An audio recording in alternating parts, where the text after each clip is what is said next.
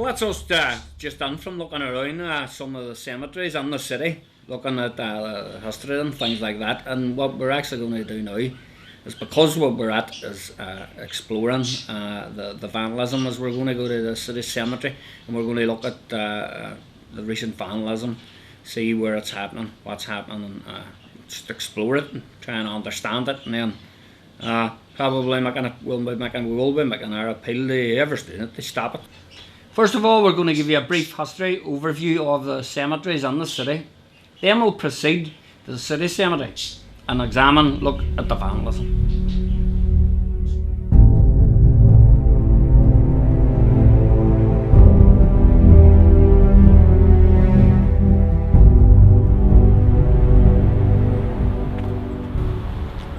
This was just a walled city. The wee small churches like St Augustine's, the wee church on the walls, and the population being so small, then it was quite sufficient for a graveyard for the deceased and the departed. But as the city grew, as it expanded, industrial revolution, the shirt factories, the migration on, it just became impractical, and these were no longer fit for purpose for the burial. So the corporation really needed a solution, just like Glasgow, Dublin, everywhere else, and the solution lay with the new Derry City Cemetery.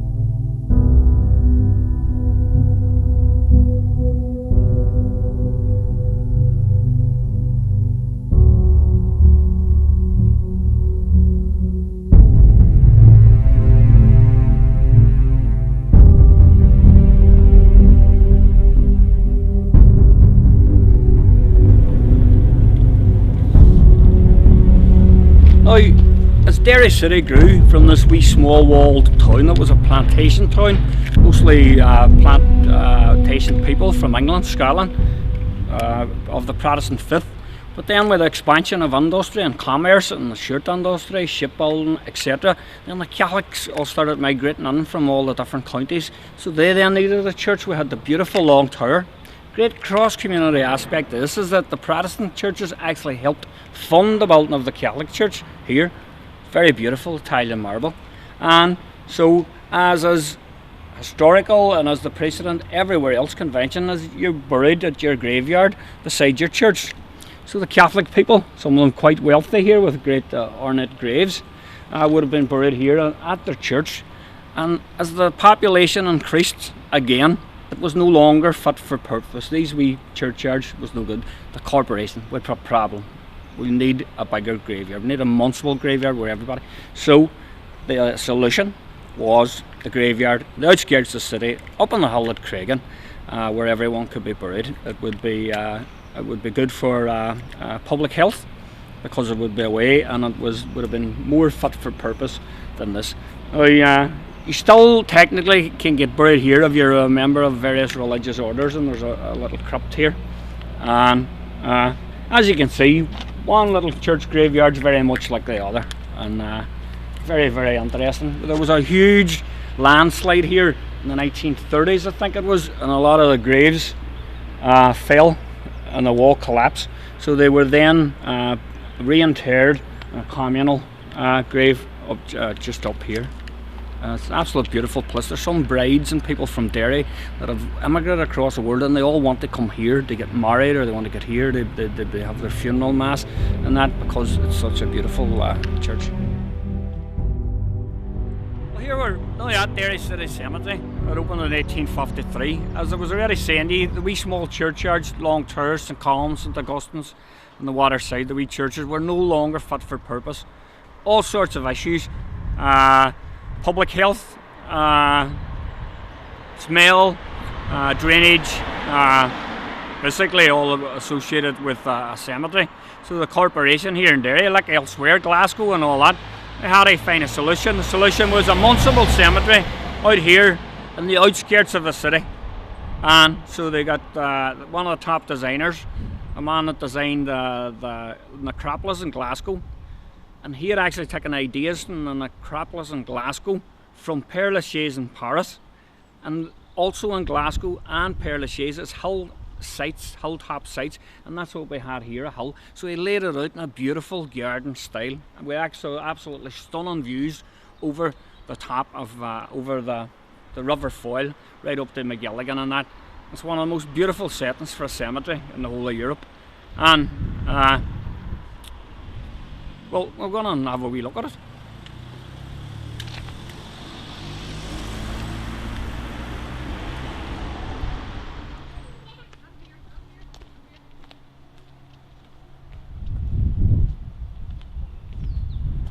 This to me here's one of the most important memorials in the cemetery.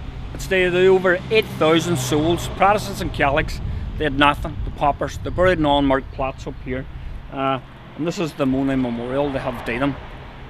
It's very sad. We just recently got it cleaned because we're looking to keep the place really, really clean and tidy, and that's why we want the vandalism to end. It's destroying the cemetery.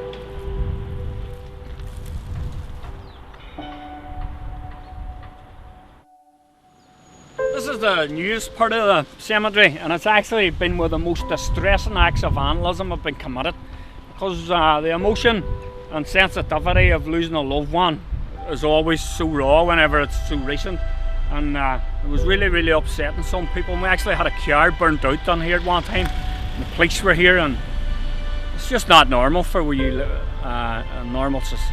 lay your loved ones to rest. It should be solace, peaceful, quiet. And that's what we do. We want this vandalism to stop. We're appealing for them to stop it. So they could see the distress that it causes to the families. I'm sure it would have an impact on them.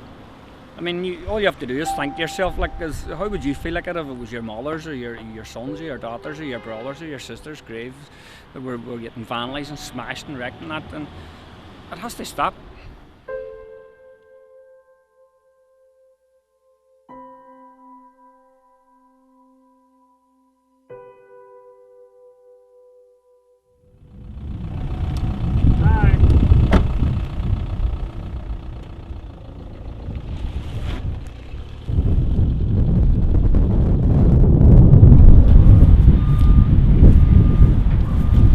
This is what you don't want to see in a cemetery. People respecting the dead are historians. Man, a great railway man, Collins, was erected by singing. Look at this stuff. People's coming on here and drinking.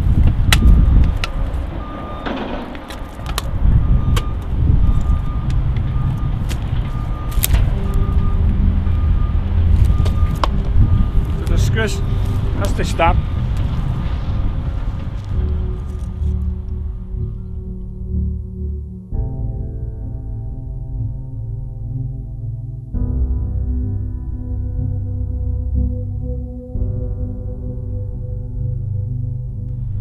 Normal. This here's normal, it's natural, it is worn away. It's what you expect to see when you visit graveyards of a certain age and a certain vintage. This is the ones here that have just been fixed. See where they've been pushed over? Here. These were wrecked there, 22 graves were broken on the one night of vandalism here. You see the track here, this one was pushed over, toppled. So around here, now this is a Catholic section, because people ask me, they say, is people targeting Protestant graves, Catholic graves? They don't care what graves they target, they just target them as they work their way through. And unless it's big and strong and with and able to withstand the pressure they put up. But one of the workmen was saying that sometimes 3 or 4 youths will rock back and forward and playing a wee game until it actually topples over. Our history, I mean, such disrespect for the dead. This little white cross is actually a child's grave, a young child's grave, and any right thinking person, and I'll tell you, that's wrong. It's shocking. I mean, It wasn't a wonder anything blew it was deliberate. There's two graves beside it, as you can see from the indents in the ground and the brown clay, that they've just been fixed by the city council or whatever, and which is good, because we're not letting the vandals win. But any right thinking person will tell you that's shocking, it's disgraceful. It's very disrespectful, and it's very, very hurtful to the families, the children involved in that.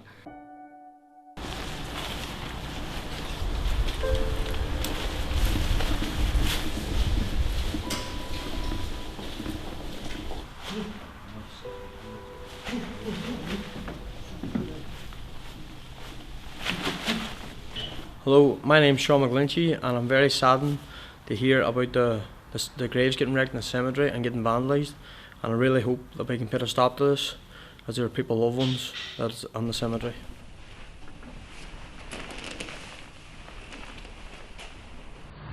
Hello, John Duddy here, and I'm shocked and appalled to hear about the vandalism that is happening to the Derry City Cemetery.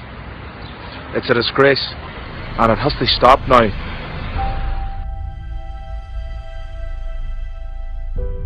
Hope you can see from this film that the hurt that's been caused to people, that it's a beautiful cemetery, it's a beautiful setting, it should be treasured by the community, that it's up to us, the adults, to educate the younger generation, to be the guardians of it, to look after it, to treasure it, to respect it, to tell those that are doing the vandalism that what you're doing is wrong, and the only message is it must stop, it has to stop.